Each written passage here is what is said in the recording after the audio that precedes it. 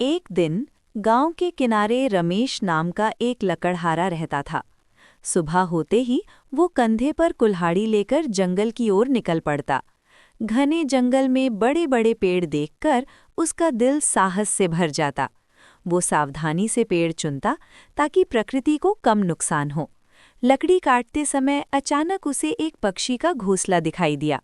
रमेश ने तुरंत काम रोक दिया। उसने दूसरे पेड़ काटने का फैसला किया। दिन के अंत में वो कुछ लकड़ियां लेकर घर लौटा, लेकिन उसका मन प्यार से भर गया। उस दिन उसने समझा कि प्रकृति से दोस्ती रखने में ही सच्चा लाभ है। Like and subscribe.